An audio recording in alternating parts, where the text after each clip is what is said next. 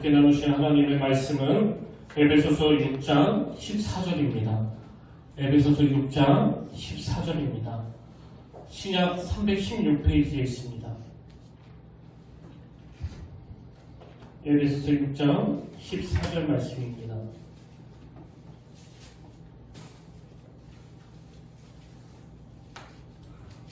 우리 한 구절인데요. 다 같이 한 목소리로 봉독하시겠습니다. 시작. 그런즉 서서 진리로 너희 허리띠를 띠고 의의 신경을 붙이고. 아멘. 할렐루야. 반갑습니다. 우리 함께 인사 나누기를 원합니다. 참 잘 오셨습니다. 반갑습니다. 그래도 주님의 놀라우신 사랑과 은혜가 함께 하시기를 진심으로 축복합니다. 지금 우리는 계속 이 에베소서 6장 11절에 나오는 말씀, 마귀의 관계를 능히 대적하기 위하여 하나님의 전신갑주를 입으라, 이 큰 주제를 바탕으로 함께 말씀을 살펴보고 있습니다. 그래서 여기 나오는 전신갑주는 군인들이 입고 있는 이 온몸을 감싼 갑옷과 투구를 말하는데, 사도 바울은 그 당시 로마 군인들의 완전 무장한 모습, 여기에 착안을 해서 이 땅을 살아가는 우리가 이 영적 싸움에서 승리하기 위해서 이 전신갑주에 해당하는 그 6가지 항목들을 꼭 구비해야 된다, 이렇게 권면을 하고 있는데요. 오늘은 그 6가지 중에서 두 번째 항목인 의의 호신경에 대해서 살펴보려고 합니다. 여러분이 다 기억하시겠지만 지난 시간에 제가 그 진리의 허리띠에 대해서 설명하면서 이 마귀는 거짓의 압이라는 특징을 가지고 있다고 말씀을 드리지 않았습니까? 자, 요한복음 8장 44절에 보십시오. 너희는 너희 아비 마귀에게서 났으니 너희 아비의 욕심대로 너희도 행하고자 하느니라. 그는 처음부터 살인한 자요. 그 다음 보세요. 진리가 그 속에 없으므로 진리에 서지 못하고 거짓을 말할 때마다 제 것으로 말하나니 이는 그가 거짓말쟁이요 거짓의 아비가 되었습니다.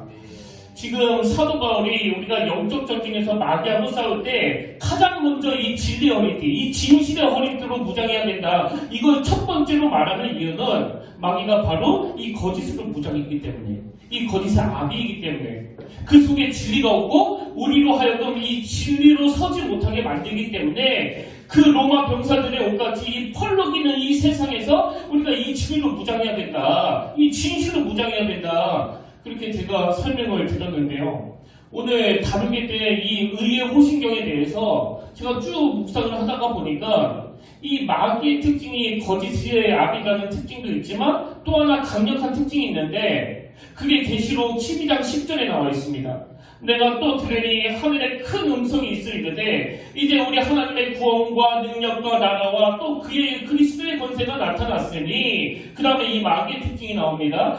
우리 형제들을 참수하던 자, 곧 우리 하나님 앞에서 밤낮 참수하던 자가 쫓겨났고, 지금 여기 보면 이 마귀가 가진 강력한 특징이 하나 더 있는데 그게 바로 참수하는 자라는 거예요. 참수하는 자.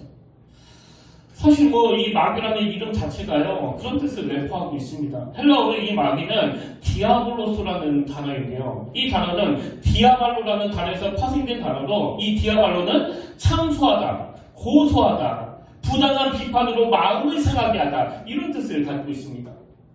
간혹 그 그리스 일반 문학에도 이 디아블로스라는 단어를 사용하는 걸 볼 수 있는데요. 이때 이 디아블로스는 뒤에서 물어뜯는 자, 이런 뜻을 가지고 있습니다. 이런 점에서 저는 이 부분을 묵상하고 돌아보다가 참 마음에 그 아픔이 또 쓰라림이 올라오는 것을 경험하게 되는데요. 여러분, 지금 이 땅에서 벌어지고 있는 그 상상을 초월하는 일들, 세속적으로 지금 정치판에서 일어나고 있는 그런 혼란스러운 일들뿐만이 아니라 오늘 교회 안에서조차도 정말 예전에는 꿈도 꿀 수 없었던 이런 분열과 다툼이 벌어지고 있는 이 현실 배후에는 저는 이게 다 이 뒤에서 물어뜯는 자라는 뜻을 가진 이 마귀의 장난들 때문이라고 저는 생각합니다. 근데 그런 마귀의 장난들이 있다는 걸 인식하지 못하고 지금 교회 안에서 싸우고 다투고 분열하는 이런 가슴 아픈 일들이 너무 많이 일어나는지 모릅니다.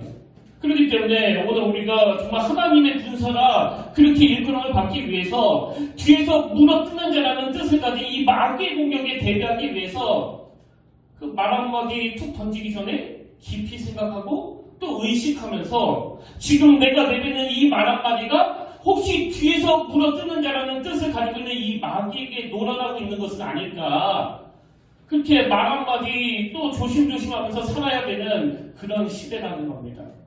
여러분, 오늘 우리 시대는요, 마치 요한복음 8장에 나오는 그 가늠하다가 현장에서 붙잡힌 여인을 끌고 와서는, 자, 요한복음 8장 4절 5절입니다. 예수께 말하되 선생이여, 이 여자가 가늠하다가 현장에서 잡혔나이다. 모세는 율법에 이러한 여자를 돌로 치라 명하였거니와 선생은 어떻게 말하겠나이까. 여러분, 지금 이 세상을 보면은요, 그 가늠한 여자를 끌고 와서는 그 격분된 마음으로, 이런 여자는 당연히 돌로 쳐 죽여야 되는 거 아닙니까? 그렇게 주님 앞에 창수하는 이런 일이 지금 너무나 많은 곳에서 벌어지고 있는 그런 세상을 우리가 살아가고 있는 거 아닙니까?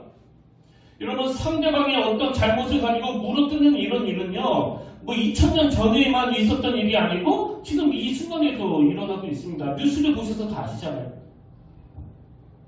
제가 이제 그 주일 예배를 마치고 집에 가서 이 설교 영상을 올리면은요, 가끔씩 저를 아끼는 부모님이나 또 누나가 제 설교를 듣고 종종 이런 이야기를 하세요. 아, 내가 이번 주 설교를 들었는데 김 목사가 아까 그 말씀 중간에 썼던 그 표현이, 그 예화가 혹시 그 믿음이 약한 분에게는, 초신자에게는 좀 강하게 들려가지고 오해를 사가지고 그것 때문에 막 시비를 걸고 공격을 당할까봐 난 너무 걱정이 된다. 그러니까 다시 한번 점검해 봤으면 좋겠다. 그런 말씀들을 종종 하세요. 물론 우리 성도님들 중에 그렇게 제 설교를 가지고 막 시비를 걸고 공격하는 분이 안 계시지만요, 저는 설교 한 문장을 써도, 이 예화 하나를 써도 초긴장 상태라고요.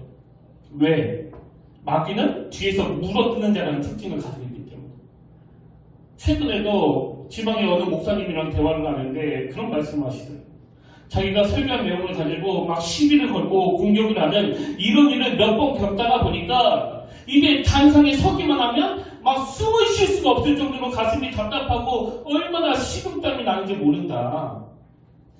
저는 이렇게 삭막하게 변해버린 이 교회 현실이 너무 마음이 아픕니다.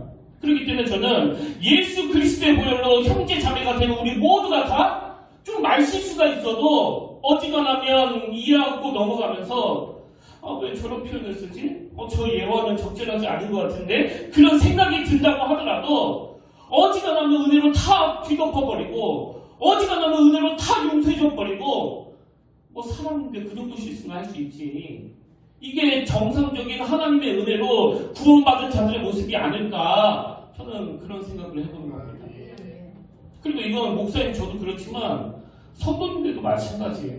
그 사람을 대할 때 너무 푸근하고 너무 편안한 가운데 그렇게 설교를 하고 또 대화를 나누는 게 아니라 항상 초긴장 상태로, 오늘은 무슨 말로 또 트집이 잡힐까, 오늘은 무슨 말꼬리를 잡아서 날 공격할까, 이런 것들이 오늘 이 시대에 벌어지고 있는 너무 무서운 영적 전쟁 차원에서 일어난다는 사실을 우리가 인식하고 기억해야 된다는 겁니다. 그런 의미에서 저는 몇 번 말씀드렸지만 그 인터넷이 만들어지기 전에 그 목회하셨던 선배 목사님들이 뭐 얼마나 부러운지 모릅니다. 그리고 요즘은 그 마음이 더 절실한 것 같아요.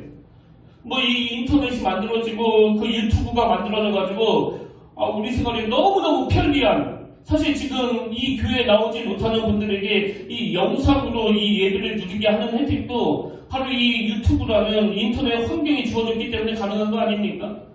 이게 하나님이 주신 너무나 놀라운 문명의 혜택이지만요, 바로 이런 것들이 개발됨으로 말미암아 인간의 죄성이 드러나서 그야말로 뒤에서 물어뜯는 자, 세상에 어떻게 기독교라는 이름으로, 그리스도인이라는 이름으로, 또 목사라는 이름으로 그 검증도 안 되는 말들을 막 쏟아내고, 또 사람들을 보면 참 너무나 이상해요.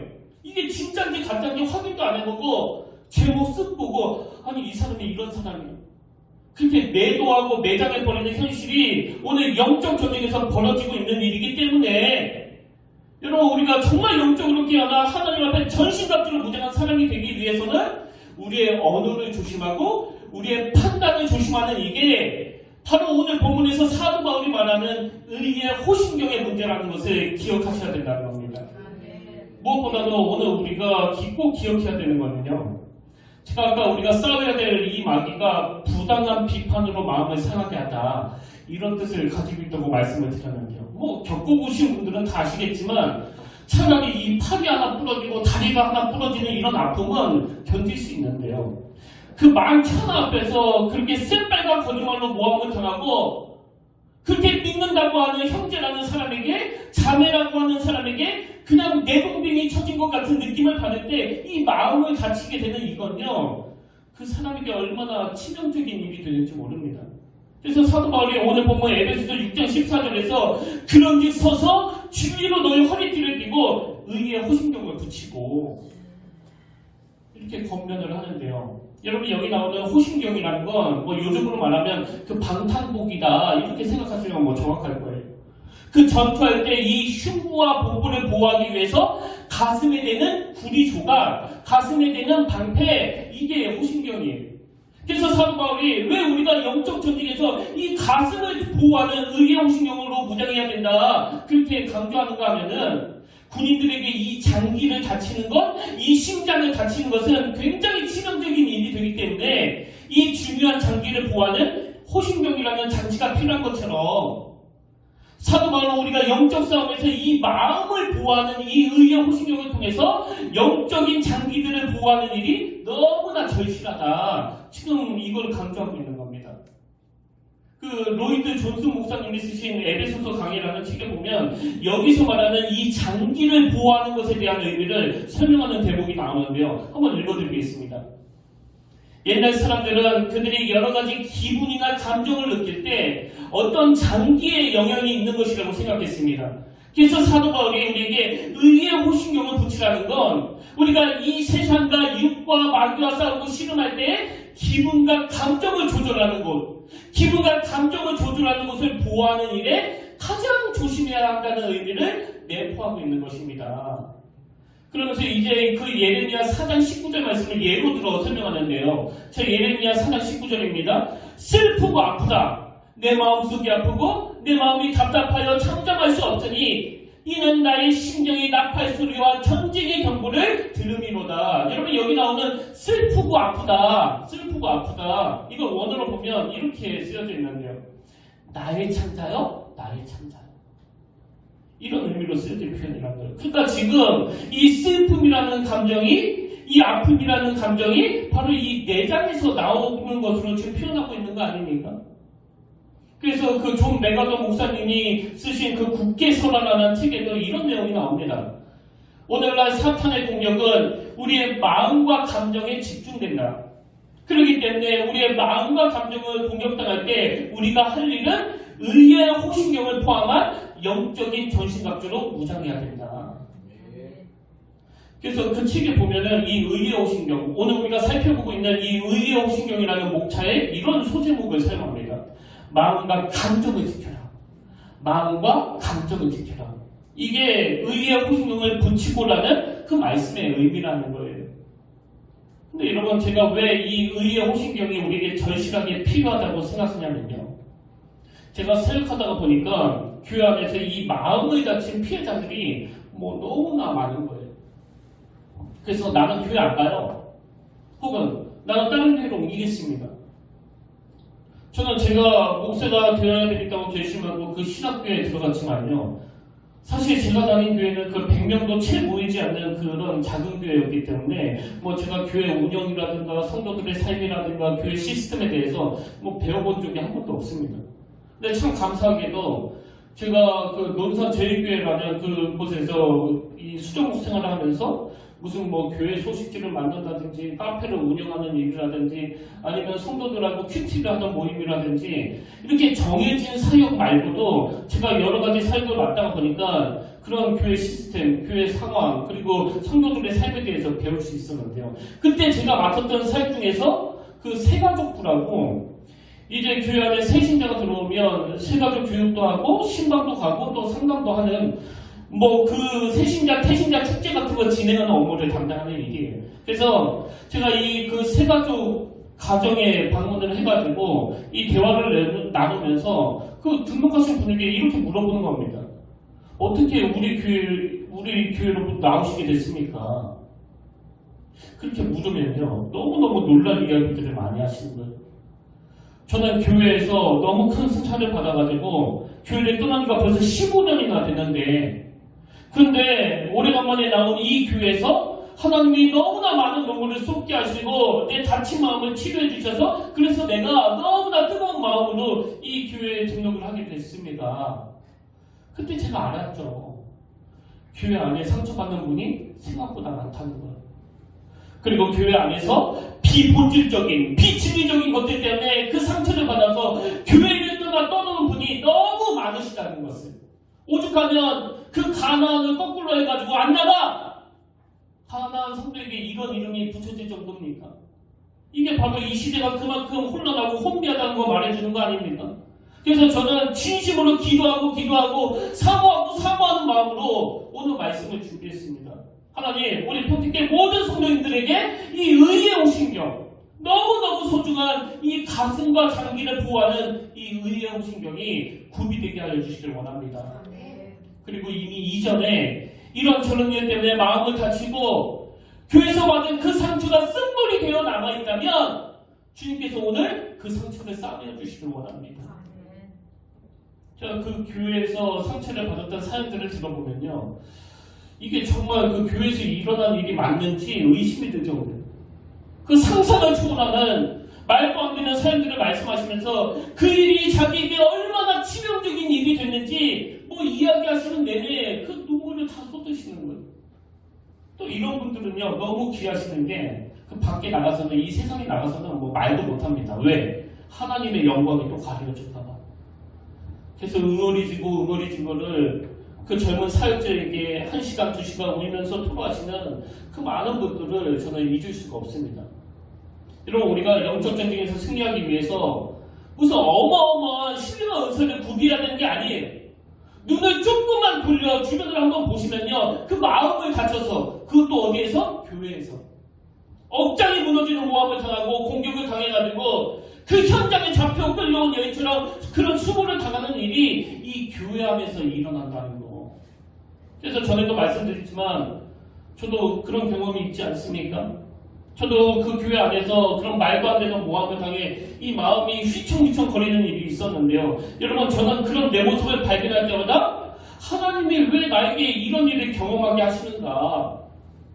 그리고 그 하나님이 그 일을 통해서 저에게 뭘 원하시는지를 묵상해보면 항상 답은 딱 하나예요. 바로 네가 그런 일을 경험해봐야 오늘 세상살이 하는 가운데 그 성도들이 직장에서 그리고 예수 안 믿는 사람들과의 그 관계 속에서 그 마음앓이 하는 그 아픔을 너도 알 것이 아니냐. 그렇게 그냥 강단에서 너무 무공에 온실에 앉아가지고 그 설교했어야 되겠느냐. 간혹 제가 그런 가슴 아픈 모함을 당할 때마다 하나님이 제게 그런 사명을 주시는 것으로 제가 치유를 받습니다.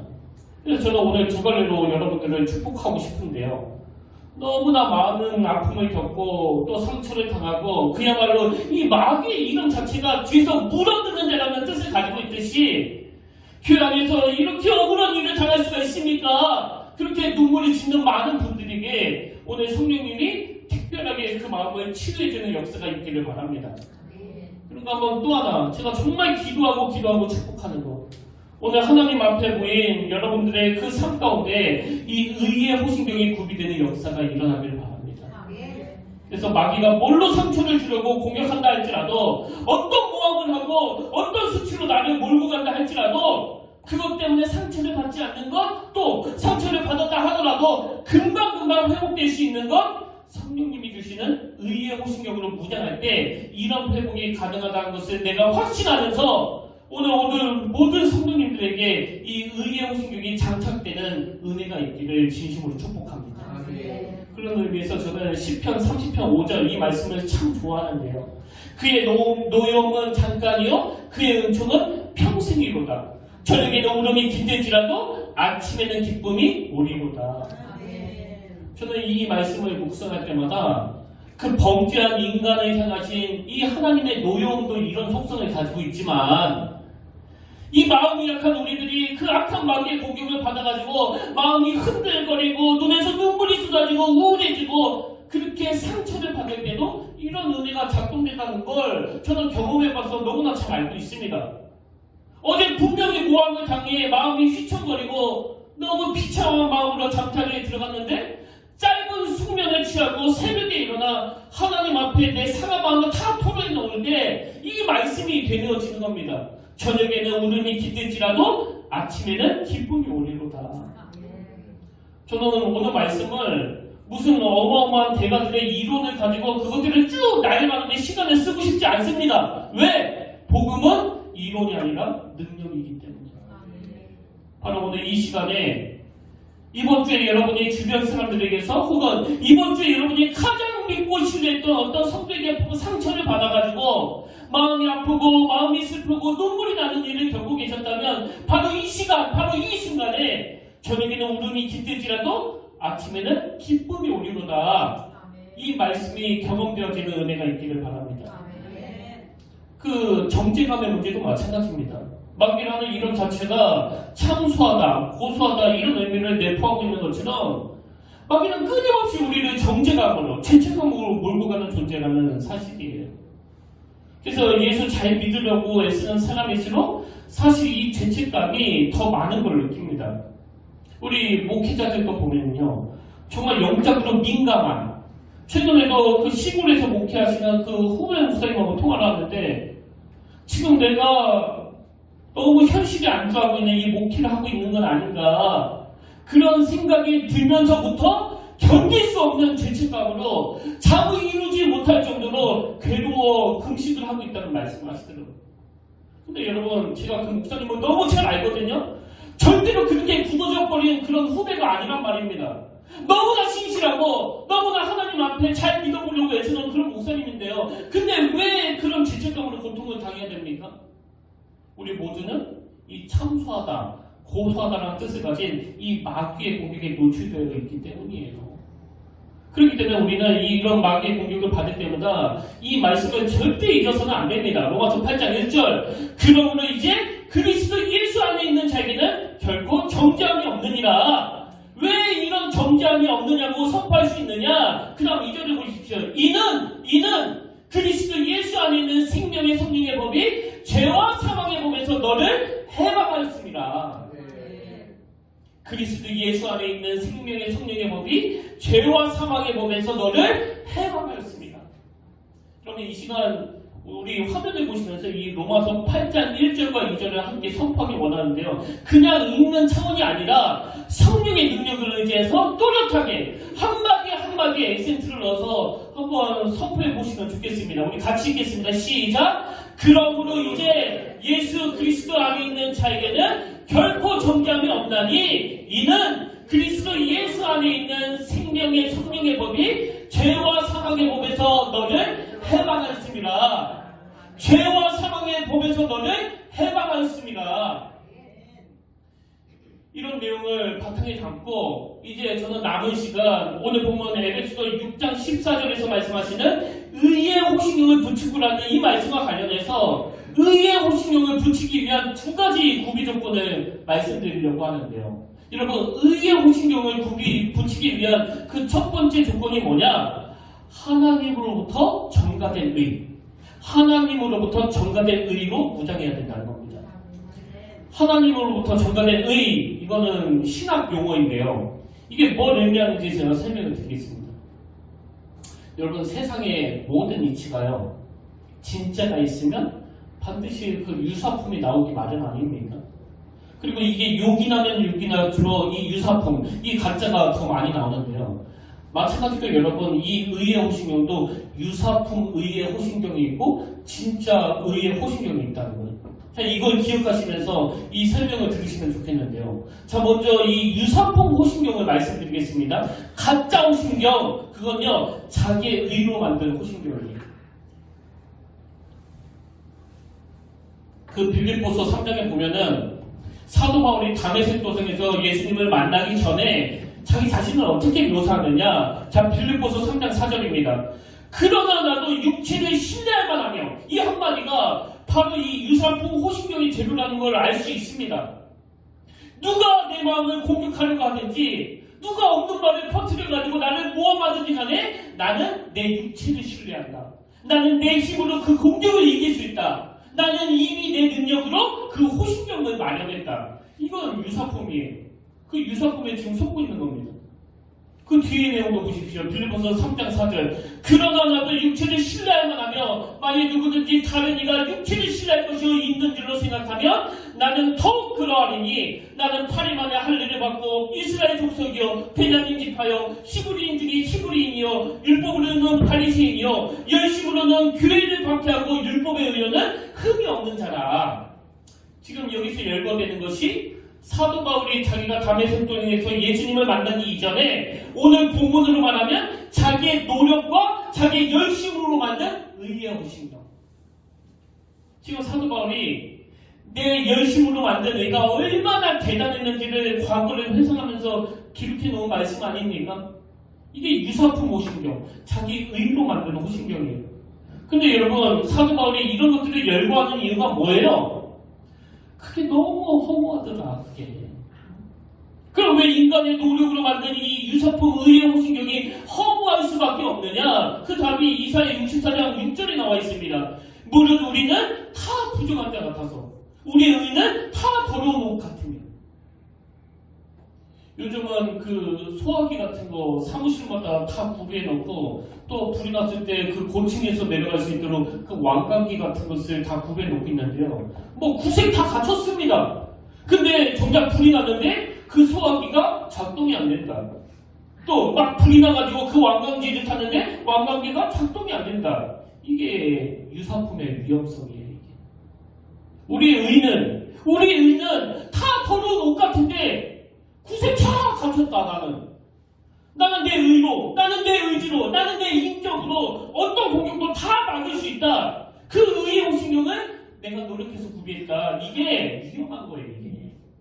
이게 유사품 호신경인데요. 그런가 하면 제가 아까 우리가 의의 호신경과 관련해서 구비해야 될 그 첫 번째가 정가된 의라고, 하나님으로부터 정가된 의라고 말씀을 드렸는데요. 이게 아까 그 유사품 호신경과 대조되는 진짜 호신경이거든요. 그럼 하나님으로부터 전가된 의의 호신경이 이게 뭐냐? 조금 전에 제가 그 빌립보서 3장 4절부터 6절까지 사도 바울이 주님을 만나기 전에 자기 스스로 노력해서 만든 그 자기 의에 대해서 피력했다고 그랬는데요. 바로 6절 다음에 있는 7절 8절에서 대반전의 말씀이 선포되는 것을 볼 수 있습니다. 자, 7절부터 보십시오.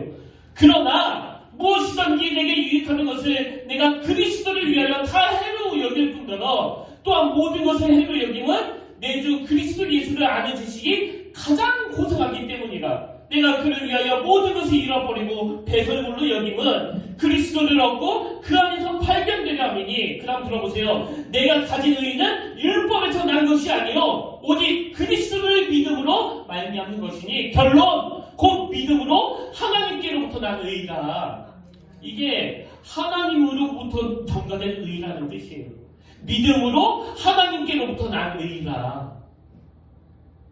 사도 바울이 예수님을 만나기 전에 자기의 노력으로 나는 내 의를 다 마련했다. 근데 그 자기 의가 얼마나 비참했던지 이건 배설물과 같다. 이건 아무 의미가 없는 거다. 사도 바울이 얻었던 이 깨달음을 오늘 성령님의 은혜로 저와 여러분 모두가 다 알게 되시길 바랍니다. 여러분, 내가 마련한 의의 호신경은요, 제가 겪어보니까 자꾸 그렇게 참수를 당하고 자꾸 그 거짓말로 모함을 당하고 공격을 당할 때 제 마음에서 자꾸 나도 모르게 내 의가 나오는 것을 느낍니다.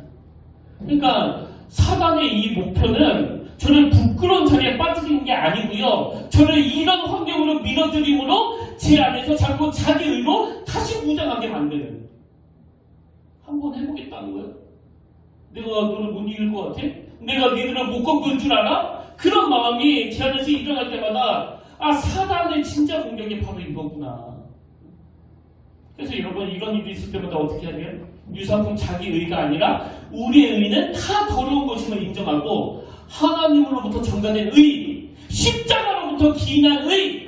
그래서 사도 바울은 로마서 8장 33절 누가 능히 하나님께서 택하신 자들을 고발하리요? 오, 의롭다 하신 이는 하나님이시니, 의롭다 하신 이는 하나님이시니, 누가 정죄하리요? 죽으실 뿐 아니라 다시 살아나신 이는 그리스도 예수시니, 그는 하나님 우편에 계신 자요 우리를 위하여 간구하시는 자신이라. 우리가 구비해야 될 의의 호신경은 바로 이거예요.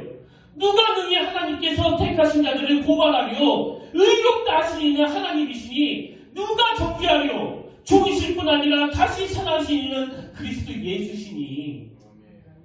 우리 모두가 다 이 유사품 자기를 다 내다버리고 진품 하나님으로부터 전가된 의의 호신형으로 보장하는 믿음의 성도님들 되시길 바랍니다. 그러니까 두 번째로 우리가 이 의의 호신형과 관련해서 구비할 게 하나 더 있는데요. 그건 바로 하나님의 자녀다운 의로운 삶입니다. 의로운 삶. 자, 로마서 13장 12절부터 14절을 세 번역으로 한번 들어보십시오. 밤이 깊고 낮이 가까이 왔습니다. 그러므로 우리는 어둠의 행실을 벗어버리고 빛의 갑옷을 입읍시다. 낮에 행동하듯이 단정하게 행합시다. 호사한 연애와 술 취함, 음행과 방탕, 싸움과 시기에 빠지지 맙시다. 주 그 예수 그리스도로 옷을 입으십시오. 정욕을 채우려고 육신의 일을 꾀하지 마십시오. 그런가 하면 에베소서 5장 8절 9절도 마찬가지입니다.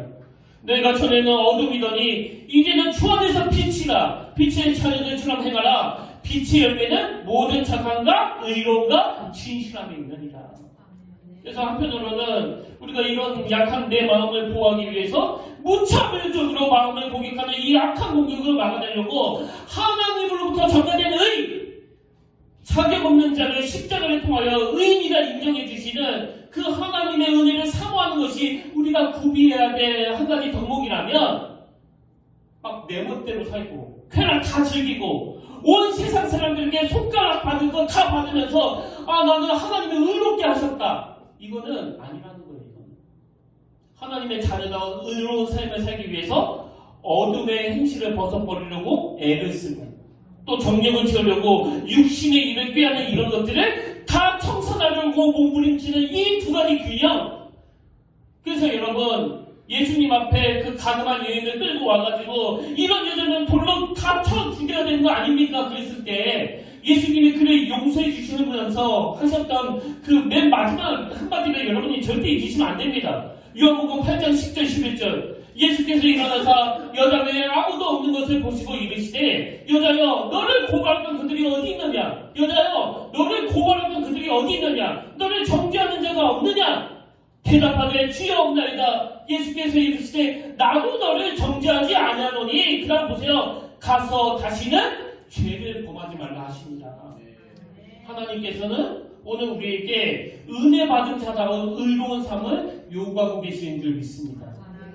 결론을 맺으면서요, 여러분, 우리 모두는요 이 의의 호신경이 필요한 인생이에요. 마음을 다치고 마음을 공격당해서 그 하나님과 자꾸 멀어지게 만드는 너무나 무서운 공격이 많은 이 시대를 우리가 살고 있기 때문에, 그래서 의의 호신경을 장착할 때 무엇보다도 내가 만든 유사품 자기의가 아니라 하나님으로부터 전가된 자격 없는 자에게 예수 그리스도의 십자가를 입혀주신 하나님으로부터 전가된 의의 호신경을 장착할 뿐만 아니라 우리의 삶이 하나님의 자녀다운 의로운 삶. 오늘 이 두 가지를 여러분들이 깊이 묵상하시면서 이번 한 주간 저와 여러분의 삶에서 이 두 가지 구비 조건이 장착되는 은혜를 누리게 되시기를 진심으로 축복합니다. 오늘 말씀을 기억하시면서 우리 결단 찬양으로 이 찬양 불러보기를 원하는데요. 수많은 무리들 주의지어 그분을 따르기 원하네. 평범한 목수이신 그분 앞에 모든 무릎이 꿇어 경배하네. 그 십자가의 보혈로 이 자격 없는 자에게 우리의 호신경을 건립해주신 예수 그리스도, 그분을 우리가 이 시간 함께 찬양하길 원합니다.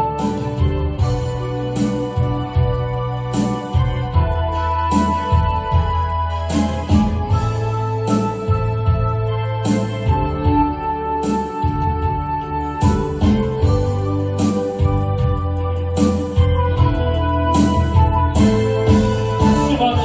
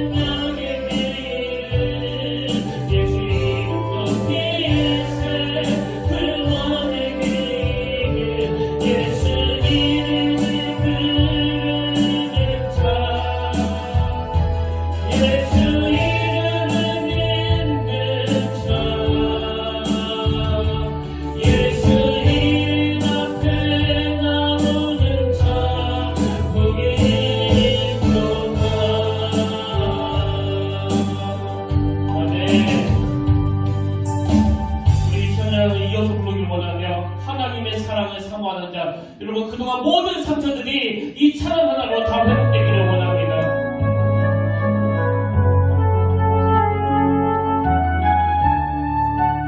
하나님의 사랑을 사모하는 자,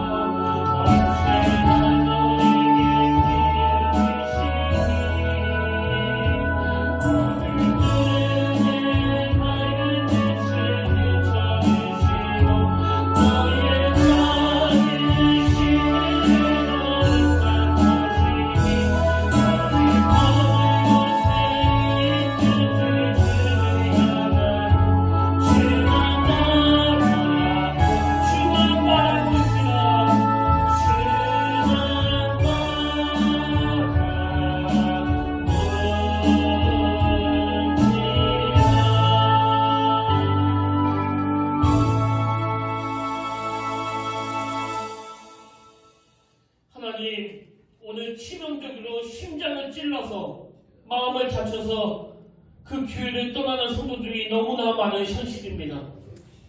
교회를 사랑했기에, 주님을 사랑했기에 잘 믿어보려고 애를 쓰다가 그 남들은 하지도 않는 헌신을 하고 물질을 바치고 정성을 다해 교회를 섬기다가 그 과정에서 아버지 마음이 상하고 마음이 다친 수많은 사람들이 있습니다. 하나님 그들의 이 시간 불쌍히 여겨주시고 그 상한 마음을 치료해 주시길 원합니다. 여자의 몸으로 수많은 사람들 앞에 그 수치의 자리에 내몰렸던 그 현장에 붙잡혀온 그 여인을 주님이 싸매어 주시고 나도 너를 정죄하지 아니하노라. 그 주님의 말씀이 선포되는 예배가 되게 하여 주시옵소서. 예수 이름을 붙잡고 예수 이름의 능력을 의지하며 예수 이름을 가지고 달려나가는 저희들이 되게 하여 주시옵소서. 그러나 하나님, 우리가 의의 홍신경으로 무장하기를 원합니다. 내 노력으로, 내 의로 만든 유사품 홍신경이 아니라 예수 그리스도의 십자가를 통하여 우리에게 주신 하나님으로부터 전가된 의로 만들어진 그 의의 홍신경을 허락하여 주시고 자격 없는 자를 의인으로 인정해 주시는 그 주님의 은혜로 오늘 내 마음에 치유의 역사가 일어나도록 성령님 일하여 주시옵소서. 그 은혜 자리로 인도하실 주님을 기대하고 이 모든 말씀 거룩하신 예수의 이름으로 간절히 기도드립니다. 아멘. 우리 광고는 우리 주부를 참조하시면 되더라고요. 바로 오늘입니다. 그래서 정하나 집사님은 꼭 참석을 해주시길 바라고요. 나머지 분들은 이제 참석하셔도 되는데 코로나19 때문에 좀 걱정이 돼가지고 그렇게 이제 광고를 적었습니다. 필요하신 분은 이제 참석을 하시고요. 그리고 다른 분은 우리가 그 다음 이 시간에 우리가 시상하는 걸로 이렇게 하겠습니다. 이제 우리 다 자리에서 일어나셔서 우리 지난 시간에 이 찬양을 함께 불렀었는데요.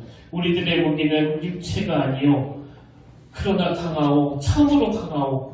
우리들의 무기는 육체가 아니요 그러나 강하오 성령 안에서 견고한 진을 파하는 강력이요 강한 힘이요 참으로 강한. 왜 이것이 견고한 진을 파하는 강력이 되고 강한 힘이 되는가 보니까 그 힘이 바로 성령 안에서 나오기 때문이라는 거예요.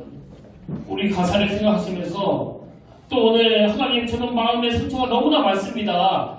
그 마음을 공격당해가지고 너무나 많은 시험에 빠져 있습니다. 하나님 이것들을 치유해 주시고 오늘 의의 오시경으로 다시 부장케 해주시고 누가 나를 그 현장에 잡힌 여인처럼 고소하고 고발한다 할지라도 나를 의롭다고 인정해 주시는 그 하나님을 바라보면서 우리가 은혜의 자리로 나가기를 원합니다.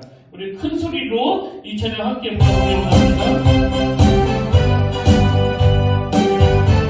우리들의 무기는 육체가 아니요 우리들의 무기는 육체가 아니요 그러나 강하오 참으로 강하오. 우리들의 무기는 육체가 아니요 그러나 강하오 성령 안에서 견고한 진을 파는 강력이요 강한 힘이요 참으로 강하오 견고한 진을 파는 강력이요 강한 힘이요 성령. 우리 다시 한번 찬양합니다. 우리들의 무기는 육체가 아니요 그러나 강하오 참으로 강하오. 우리들의 무기는 육체가 아니요 그러나 강하오 성령 안에서 견고한 진을 파는 강력이요 강한 힘이요 참으로 강하오 견고한 진을 파는 강력이요 강한 힘이요 성령. 우리 마지막으로 우리들의 육체가 아니요 그러나 강하오 참으로 강하오. 우리들의 무기는 육체가 아니요 그러나 강하오 성령 안에서 견고한 진을 파는 강력 강한 힘이요 참으로 강하오 견고한 진을 파는 강력이요 강한 힘이요 성령 안에서. 아멘. 우리 다같이 기도하시겠습니다. 누가 능히 하나님께서 택하신 자들을 고발하리요 의롭다 하시는 하나님이시니 누가 정죄하리요 죽으실 뿐만 아니라 다시 살아나시는 그리스도 예수시니 그는 하나님 우편에 계신 자요 우리를 위하여 간구하시는 자신이라. 살아계신 하나님 아버지 의롭다 하신 이가 우리 주님이시기에 얼마나 감사한지 모릅니다. 오늘 우리가 이 감격으로 이 땅을 살아가는 그리스도인이 되게 하시고 이 감격이 모든 어려움을 이겨내는 능력이 된다는 것을 경험하며 살아가는 저희들의 삶이 되도록 인도하여 주시옵소서. 특별히 각 가정에서 또 직장에서 우리 삶 곳곳에서 날마다 새 일을 행하시는 그 신실하신 하나님을 바라보며 경험하며 이 믿음의 경기에서 승리하는 저희들이 되게 하여 주시옵소서.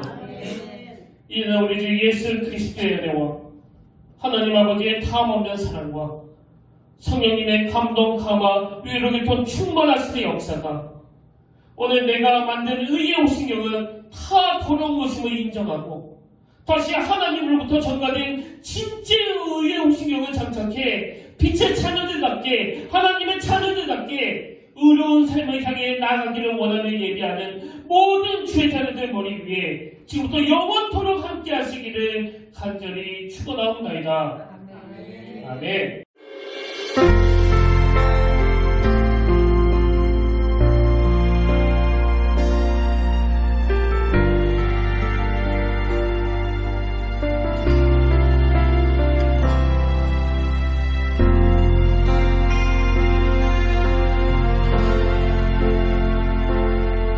지금 서 있는 이곳에서 높임을 받으소서. 내가 밟는 땅 주님의 땅이니 하늘